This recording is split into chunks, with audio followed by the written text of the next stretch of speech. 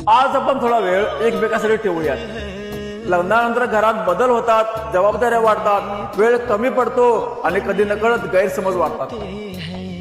याचा अर्थ नातं तुटलं नाही, फक्त थोडं धुरकट झालं आहे. भाऊ भाऊ हे नातं जन्मापासून आहे. खेळ, भांडण, हसू, आई बाबांचं ओरडणं, एकमेकांसाठी उभं राहणं, हे सगळं कोण विसरू शकतं? आयुष्य पुढे जातं, पण त्या आठवणी अजूनही आपल्या मनात जिवंत आहेत. मग आज इतकं अंतर कशासाठी? कधी कधी आपण स्वतःला कडक दाखवतो, पण आतून दुखत असतं. बोलायला जमत नाही म्हणून शांत राहतो आणि ती शांतता दुसऱ्याला राग वाटू शकते. पण दोघांचं मन खरंच पाहिलं तर तिथं अजूनही माया आहेत. आजच्या क्षणात आपण हे मान्य करूया की चुका दोघांनी केल्या. कोण मोठं कोण लहान हा प्रश्नच नाही. कुटुंबात आपल्या बाजूने थोडं झुकणं हे गरजेचंच असतं.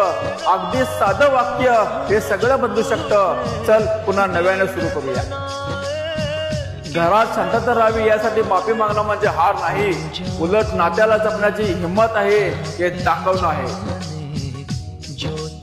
आपल्याला बाहेरचे लोक नाही दुखावत, जर अंतर वाढलं तर दुखावतात ते आपलेच.